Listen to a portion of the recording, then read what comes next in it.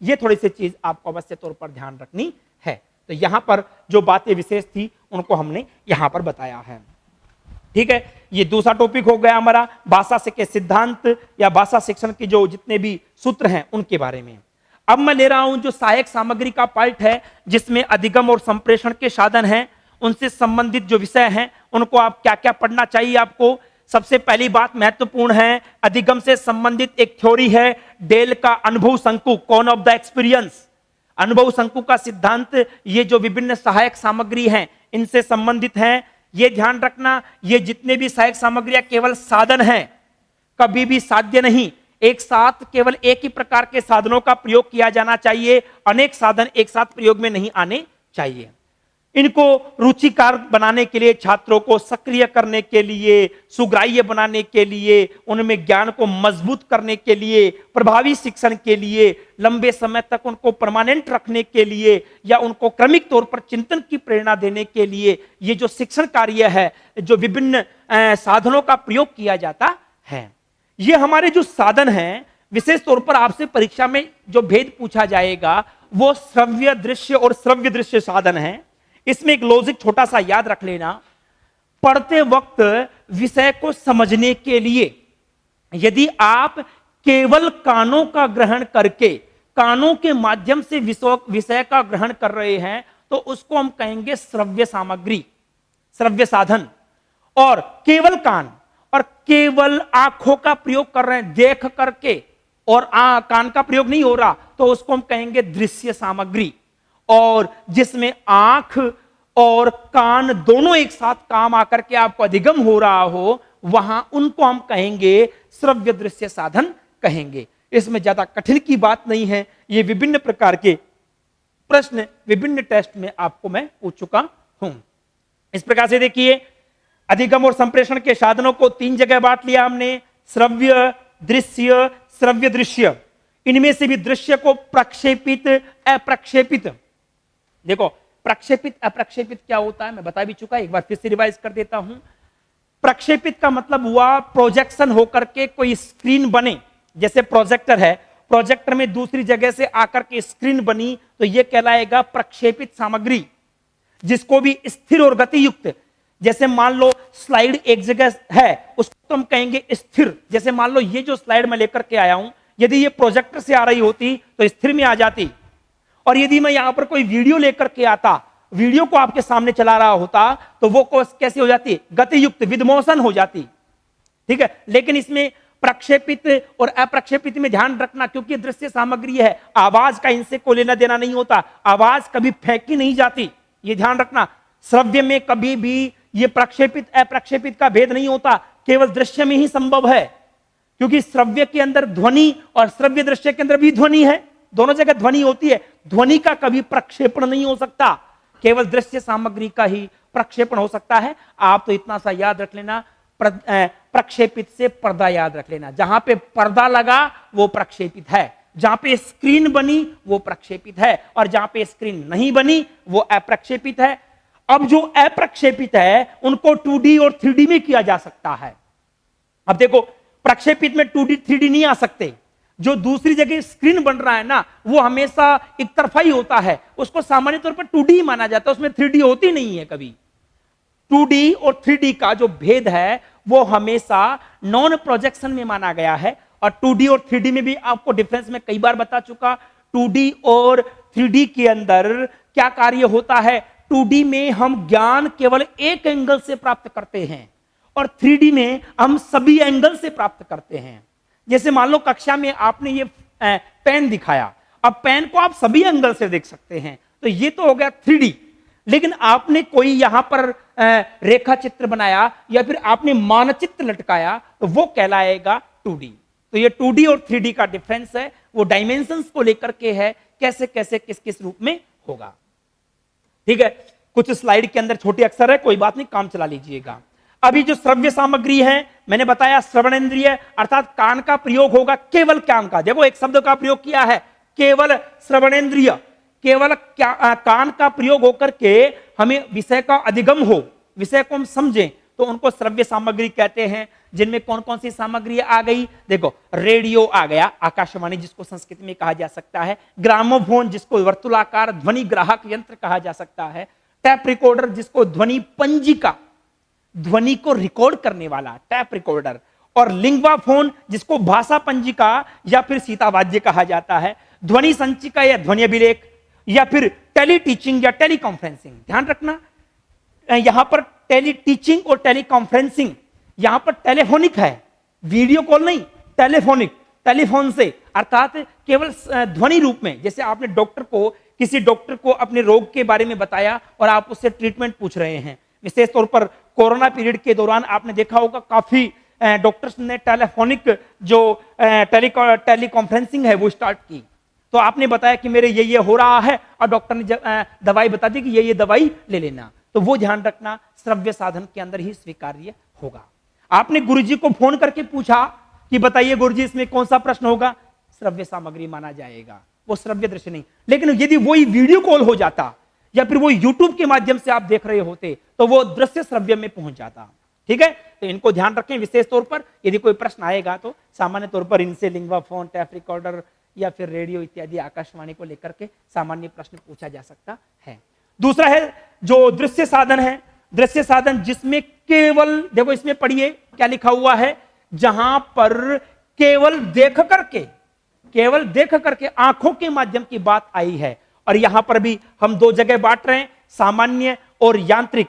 सामान्य और यांत्रिक का फर्क कितना है, जहां पर लाइट की जरूरत पड़ जाए वो यांत्रिक में पहुंच जाएगा और बाकी सारे के सारे सामान्य माने जाएंगे। ब्लैक बोर्ड सभी जानते हैं, चित्र, मानचित्र, रेखा चित्र, चार्ट, भित्ति पत्र, प्रतिकृति या मॉड्यूल या फिर पाठ्य पुस्तक, ये सारे के सारे दृश्य सामग्री हैं। संदर्भ पुस्तक, विश्वकोश, समाचार पत्र पत्रिका, संग्रहालय या फिर पुस्तकालय, केस स्टडी या मुख चित्र, ये सारे के सारे जो हैं वो सामान्य सामग्री में है। जबकि यांत्रिक साधन में ये तीन प्रकार के projector, OHP overhead projector, film strip projector, चित्र विस्तारक यंत्र, ये सारे के सारे प्रोजेक्टर में आ गए। और यांत्रिक में एक आता है स्टीरियोस्कोप। ध्यान रखना, स्टीरियोस्कोप प्रोजेक्शन में नहीं है।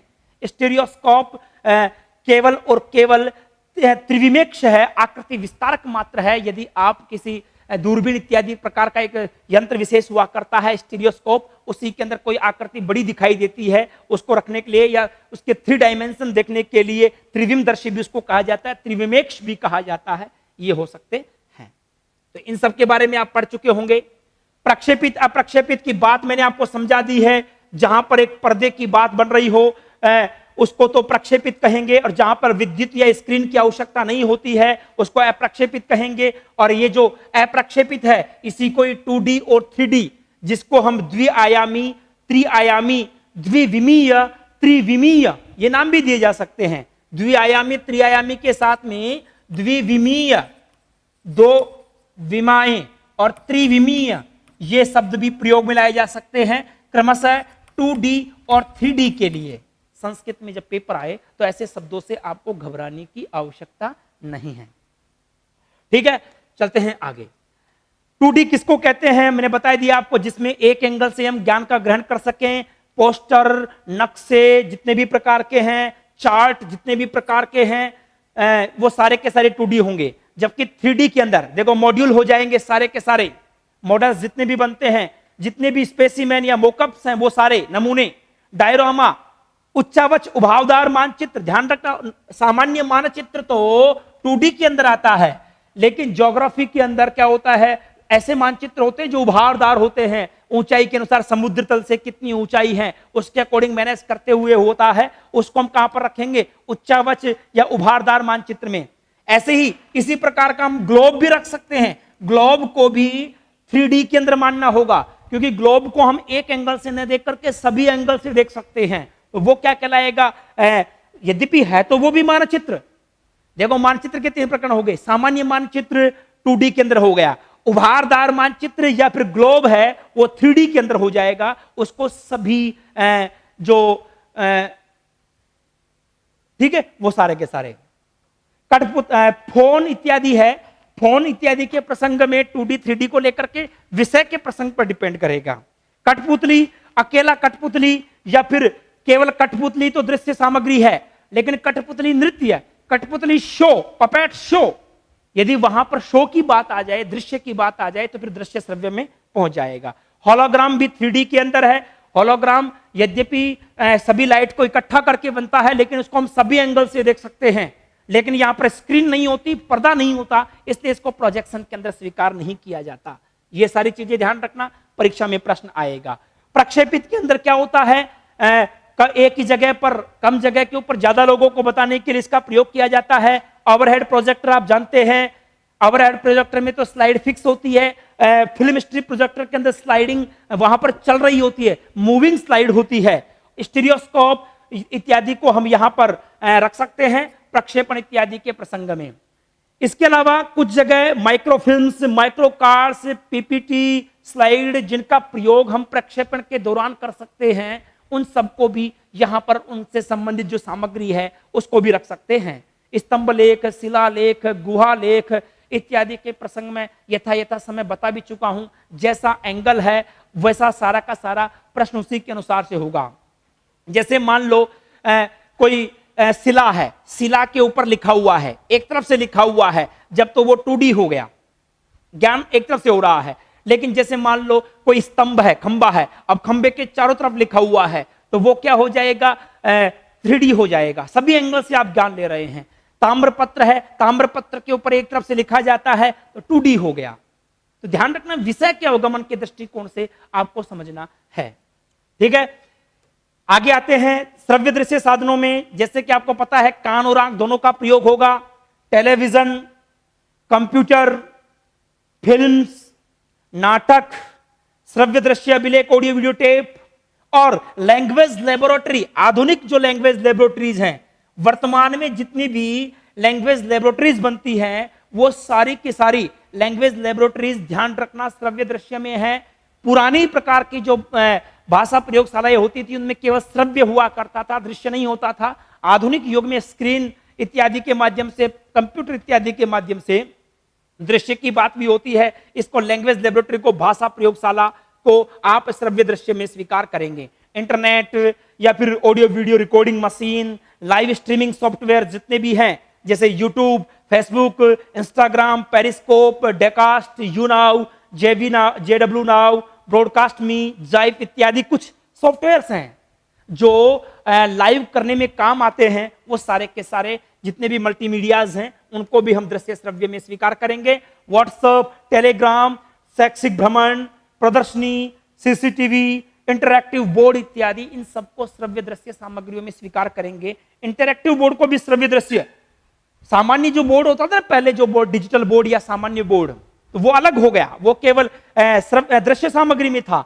लेकिन इंटरैक्टिव पैनल्स में क्या होता है, यहां पर ऑडियो भी आ सकता है, आवाज भी आ सकती है, कोई वीडियो चलाया जा सकता है, इसलिए इनको भी ऑडियो वीडियो सामग्री जो है उनमें रखा जाता है। इन सबको ध्यान रखना आप। यूट्यूब इत्यादि सारे के सारे मैंने बता दिया जो हमारा है, इसको हम दृश्य श्रव्य सामग्री के अंदर स्वीकार करेंगे।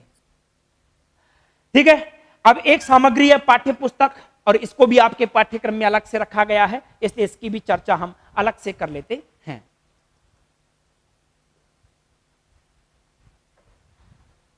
देखिए, पाठ्य पुस्तक के लिए जो बुक शब्द है, ध्यान रखना, यह बहुत महत्वपूर्ण बात है, प्रश्न बन सकता है। बुक शब्द जर्मन भाषा के बीक शब्द से बना है, ठीक है, और जिसका अर्थ है वृक्ष है। इनको लेकर के प्रश्न बन सकता है।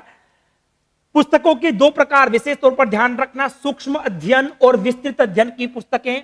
सूक्ष्म अध्ययन में गंभीर अध्ययन होता है, शब्द भंडार में वृद्धि होगी, सूक्ति लोकोक्तियों का प्रयोग होगा, कठिन शब्दावली का प्रयोग होगा, जबकि विस्तृत अध्ययन में सरल भाषा का प्रयोग होगा, शीघ्रता से बोलने की बात आएगी। द्रुत का मतलब क्या हो गया, तीव्र से पढ़ना। जैसे आप आपके पाठ्यक्रम की कोई किताब पढ़ते हो ना, पाठ्यक्रम की किताब, उसको तो हम कहेंगे सूक्ष्म अध्ययन।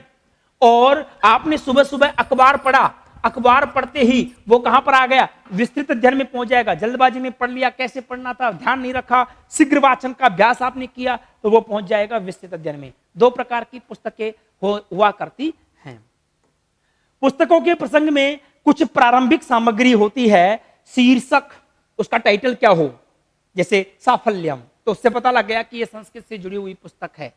लेखक राइटर कौन है, प्रकाशक उसको पब्लिश कौन कर रहा है, उसकी भूमिका क्यों लिखी गई है, किसको लेकर के लिखी गई है, उसमें इंडेक्स और उसकी जो चित्र सूची या कोई भी इंडेक्स सूची या मानचित्र सूची इत्यादि कोई है, तो वो सारा, ये सारे के सारे प्रारंभिक सामग्री माने जाएंगे। जबकि अंदर क्या क्या होना चाहिए, सौदेश्यता, उद्देश्य के अनुकूल होनी चाहिए, स्तर के अनुसार होनी चाहिए, व्यवहारिकता से जुड़ी हुई होनी चाहिए, रोचकता से जुड़ी हुई होनी चाहिए, विषय वैविध्य, अनेक प्रकार के विषय शामिल हों, नैतिकता की बात हो, आधुनिक विषयों का समावेश हो। ये सारे की सारी चीजें आंतरिक पक्ष है, इंटरनल पार्ट हैं, उसके अंदर की बातें हैं। ठीक है, इसी प्रकार से बाह्य पक्ष, इसका क्या क्या होगा, बाह्य पक्ष बाहरी पक्ष, उसकी साइज क्या होगी, उसका संपादन कैसा हुआ है, चित्र, मुद्रण, शुद्ध इत्यादि, नाम कैसा होना चाहिए, आवरण कैसा होना चाहिए, मूल्य कितना, ये सारे के सारे बाह्य सामग्री मानी जाती हैं। जबकि वहां पर सहायक सामग्री के रूप में अध्यापक, टीचर्स गाइड, अर्थात अध्यापक कैसे पाठ को पढ़ाए, या उसके साथ और कोई पुस्तक पढ़ने का प्रसंग, या फिर कोई वर्कबुक इत्यादि, इनको सह संबंधी। यदि यहाँ पर कोई प्रश्न आता है तो आंतरिक बाह्य को लेकर के प्रश्न आ सकता है, कौन सा पक्ष आंतरिक है, कौन सा पक्ष बाह्य है, या कौन सा पक्ष प्रारंभिक सामग्री है। ठीक है, तो ये सारी चीजें आप अवश्य तौर पर देख लेना।